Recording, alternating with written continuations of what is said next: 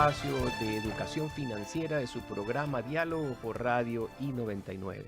En esta tercera temporada estamos haciendo énfasis en la importancia capital que tienen las empresas familiares en el contexto de la economía nacional e internacional, y entendiendo por empresa familiar no solamente el gran conglomerado, sino aquellas pequeñas empresas, emprendimientos o negocios que pululan las ciudades de nuestro país y en los que trabajan codo a codo marido, mujer, hijos, inclusive nietos, y que son el principal motor de la economía de los países. Ya hemos hablado en este espacio de que las empresas familiares en algunos casos representan 9 de cada 10 negocios y que lamentablemente su supervivencia, su capacidad de permanencia en el tiempo se ve limitada muy fuertemente por diferentes problemáticas, la mayoría de ellas penosamente relativas con la relación familiar.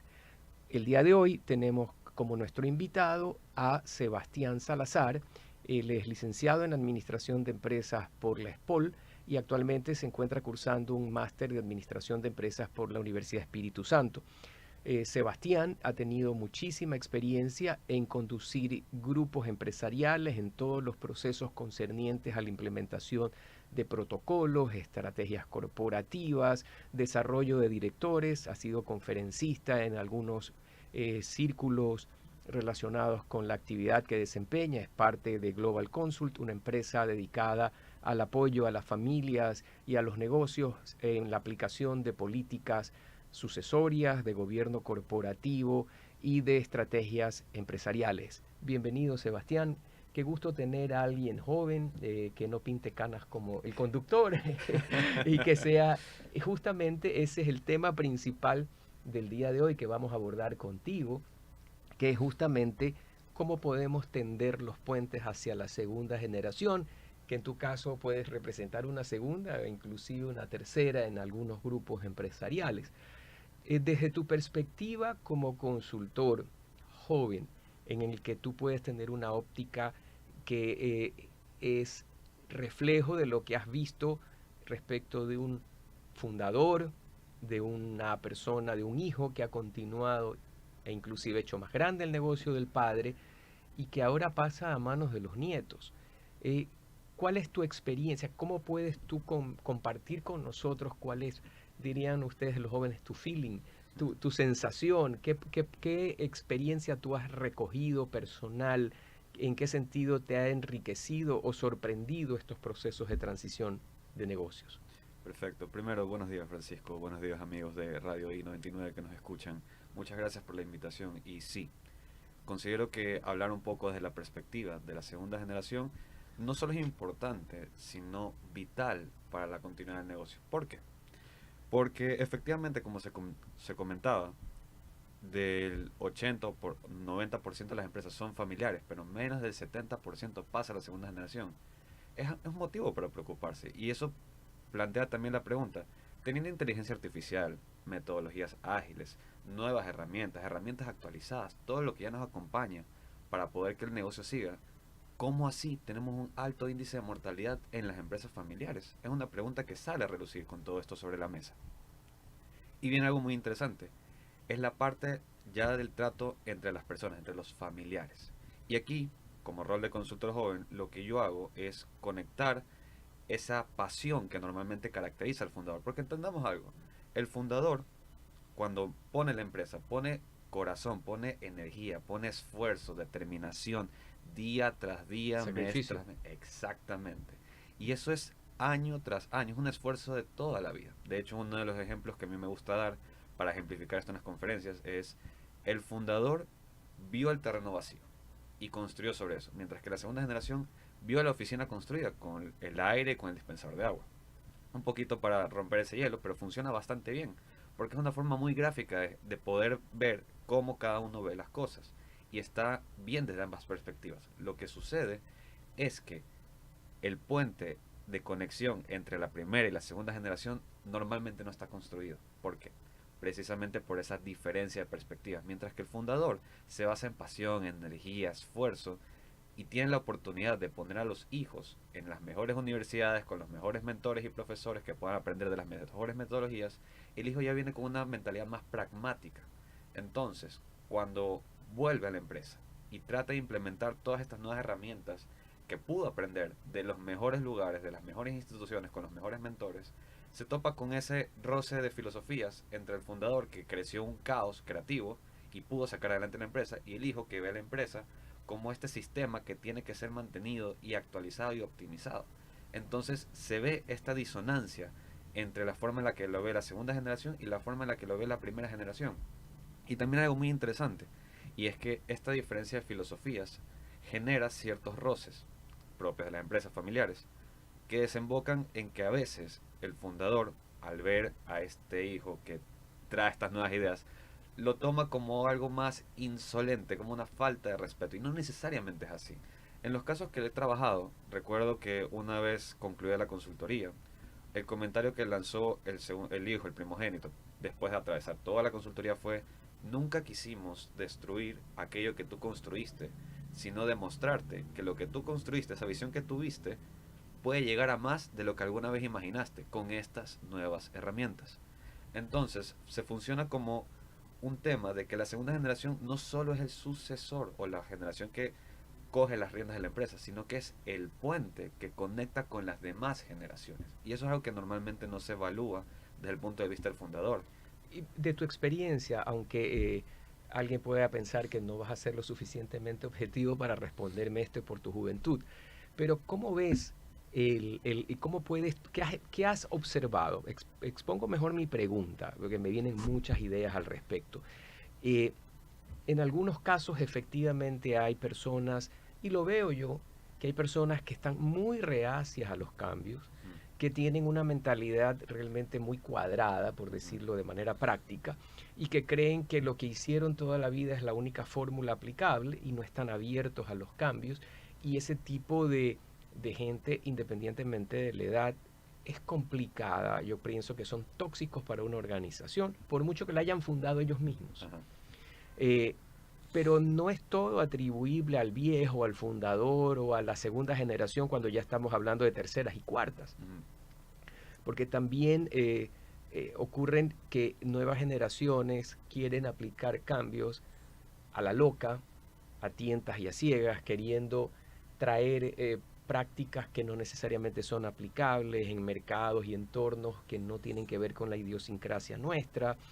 Eh, Políticas aplicables en economías que la clase media, el poder adquisitivo está en manos de un porcentaje amplísimo de la población y aquí es restringido. En fin, gustos, regiones y demás.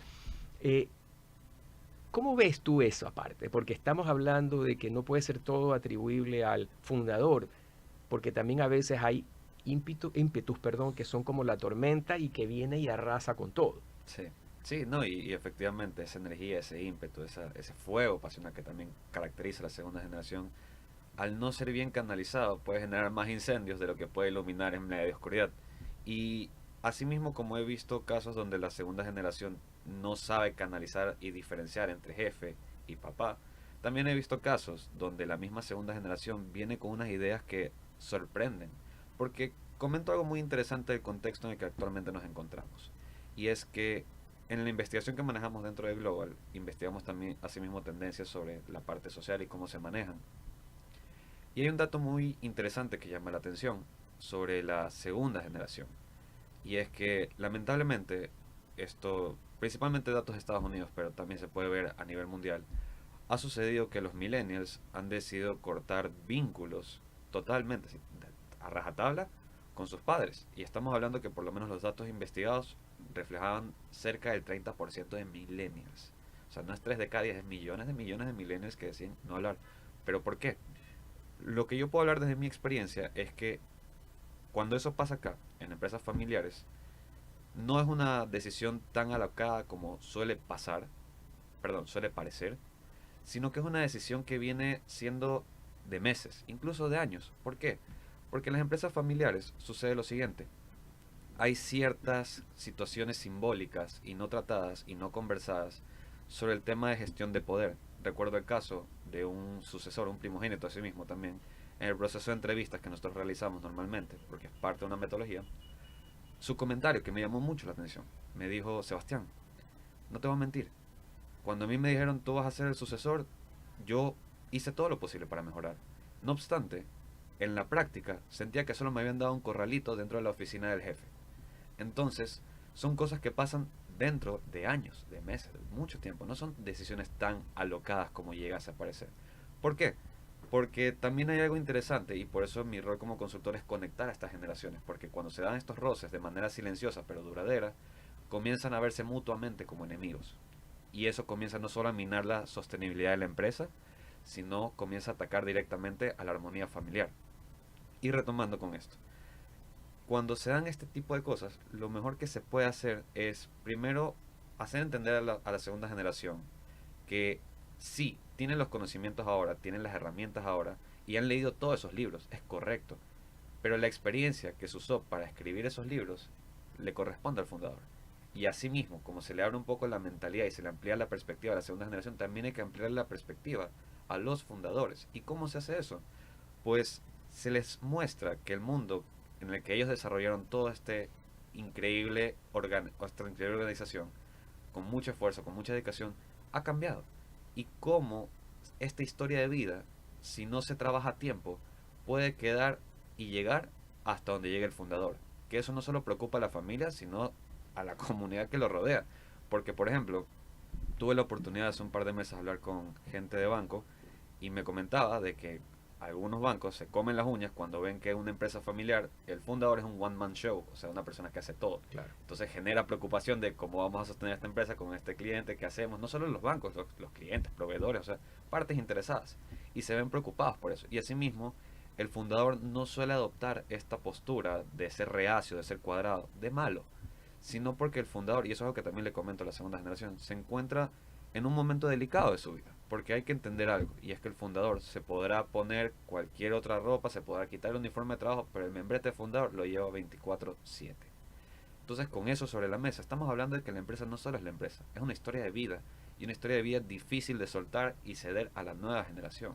Y por eso es que hay que saber conectar estas perspectivas, porque la segunda generación no solo está cogiendo la empresa, está cogiendo una historia familiar, una historia de vida, y al mismo tiempo la segunda generación tiene que caer en cuenta de que no es solo la segunda generación, sino que son el puente para las generaciones venideras. Y yo quiero, no quiero, mejor dicho, dejar de abordar contigo dos temas. Uno, está claro, lo has dicho directa e indirectamente, cuáles podrían ser los errores o las necedades atribuibles a los fundadores.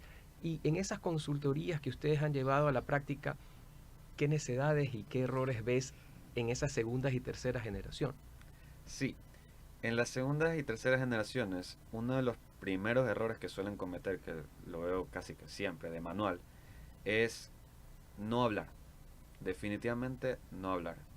¿Por qué? Porque suele pasar bastante que sí, uno tiene el título de gerente, subgerente, coordinador, cualquier que sea el título dentro del organigrama, pero no caen en cuenta o no lo dicen en voz alta ese título que les cae sobre los hombros al ser familiar directo de la persona que fundó la empresa. Soy el hijo rebelde, soy el que está aquí porque quiere apoyar a la familia, porque me toca, porque quiero ser el que coja la posta, porque no me quiero pelear con mis hermanos. Y son esos temas. O porque no quiere dichos. solo la plata. Exacto, también es una forma de verlo. Y la primera que yo digo es esa, no hablar. Y no solo es no hablar las cosas, sino guardárselas durante años, como bien lo estuve mencionando, porque el costo a no hablar se lo paga con intereses. ¿Por qué? Hablando ya de costos más directos, lo que representa no tratar estos temas. Estamos hablando de salidas totalmente abruptas de la organización. Busquemos un gerente que lo reemplace al hijo rápidamente porque este ya no quiere saber nada de la familia. Vaya a ver cómo le va con el proceso de headhunting o directamente un proceso de onboarding. No solo eso, sino también las disputas de propiedad entre hermanos. Como, claro, crecimos juntos, nos vemos bien y todo, pero cuando ya comienzan a haber intereses propios de cada uno en sus familias, comienza a ver, no, pues yo trabajé aquí todo desde el inicio, trabajé como barrendero básicamente, pero llegó mi hermano que se fue a estudiar a otro país y ahora está en el mismo puesto que yo sin haber pasado lo que yo, y se generan estos roces silenciosos. Entonces, una de las primeras necesidades que yo puedo identificar de la segunda generación es no hablar. Y no solo no hablar, sino no es tanto por ser reacio, sino por ese miedo a incomodar a la familia.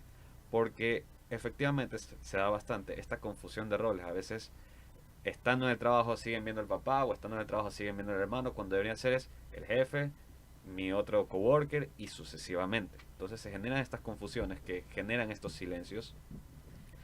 Y con ese tema también quiero saltar al otro: no entender al fundador. Ese es el otro tema que también veo que se da en la segunda generación, de no entenderlo, sino poco más y satanizar al fundador. ¿Por qué? Porque al verlo con esa vehemencia, esa forma muy cuadrada de ver las cosas, se lo toman a personal, se lo toman no a el jefe me está poniendo una traba, es mi papá me está poniendo una traba. Y muy rápidamente quiero que abordemos dos temas antes de que el tiempo que ya nos apremia se acabe. Uno, ¿qué pasa si no hay sucesores? Y después que nos cuentes a nuestros amigos de la audiencia del Congreso Internacional que estás organizando. ¿Qué pasa si no hay sucesores? Porque se ha pasado. ¿Cómo le dices al fundador? ¿Sabes qué? Porque es muy fácil, no tengo hijos. O si tengo 2 hijos, pero yo he puesto un negocio de herramientas de la construcción y mis hijos son médicos. No quieren saber nada, por supuesto. Sí. Sí, no, y ahí también se habla el tema del peso del apellido y la autonomía personal en la segunda generación, porque sí ha pasado bastante donde a veces el que está en la empresa no quiere estar en la empresa. Simplemente está por ese rol silencioso que le ha caído sobre los hombros de, bueno, es la historia de mi papá, es la historia de mi familia, qué historia, yo soy el único que la puede tomar. Pero una vez hablando de estos temas, ¿cuál es una de las posibles soluciones que se puede implementar para que no solo quede la historia, sino que la empresa siga y sea esta forma de mantener la economía familiar? Es dentro del Consejo de Familia establecer de que esta empresa se la sigue supervisando, pero manejada por un externo. Es decir, toda esta empresa la maneja personas externas a la familia, pero nosotros como familia igual la seguimos supervisando. Igual estamos arriba como directorio. Entonces, o sea, no es que quiere decir que porque yo no tengo hijos interesados en trabajar en el negocio, me voy a echar a la cama y decir todo se perdió y mi trabajo se fue al traste. Exacto. No, hay formas. Hay formas. Sí hay formas de darle esa continuidad a la empresa. Sí hay formas de incluso hacerla crecer con el fundador fuera de la administración. Sí hay formas, y esa es una linda manera de darle tranquilidad a los fundadores, porque como mencionaba, es esta historia de vida que a veces no lo deja dormir en la noche, donde ¿qué hago con esto? ¿Qué puedo hacer con esta empresa? ¿Cómo le doy continuidad? ¿La vendo? ¿Qué hago? Entonces sí hay formas. Una es la que acabo de plantear, de está bien, no es necesariamente hay que estar en el día a día enfrentando los incendios que corresponde a la gerencia general, sino desde arriba, desde el directorio, de aquí está esto, gerente general externo, este es el plan estratégico, ejecuta. Entonces sí se le puede dar esa tranquilidad. Y bueno, cuenta por favor este seminario internacional de la empresa familiar, danos una visión de lo que es y qué esperamos, cuál es la fecha. Sí, de hecho el seminario internacional de empresas familiares que estamos organizando desde Global Consult va a ser el 22 de agosto en el hotel de Puerto Santana, Wyndham. ¿De qué va a tratar? Va a tratar temas de gobernanza, de sucesión, y más que nada de este mundo que es la empresa familiar, de la mano de expertos y empresarios que han ejecutado estos procesos aquí en el Ecuador. Es decir, no es solo teoría, sino que es la teoría aplicada al contexto ecuatoriano en el que nosotros nos encontramos, con un panel de lujo donde nos podrán compartir no solo la experiencia que han tenido y los aciertos, sino también esos errores que son propios del proceso. Interesante, Sebastián, gracias por compartir. Esperamos estar con ustedes justamente en ese evento, porque creo que es parte de lo que debemos aprender todos los que estamos en el mundo de los negocios, en las actividades profesionales, entender qué es lo que pasa en nuestros países, porque a veces solo se quieren ver cifras que publica el Banco Central o algún experto en macroeconomía, pero la macroeconomía está compuesta por múltiples células, y esas células son las familias que tienen un negocio, los miembros de una familia que se levantan todas las mañanas muy temprano y que sacrifican los mejores años de su vida por dejar algo a sus futuras generaciones, a sus hijos y a sus nietos. Sebastián, como dicen ustedes los jóvenes, qué chévere haber conversado esta mañana contigo. Amigos, los esperamos en una próxima entrega de su segmento de educación financiero en Diálogo de I99. Gracias. Gracias, Francisco, y gracias Radio I99.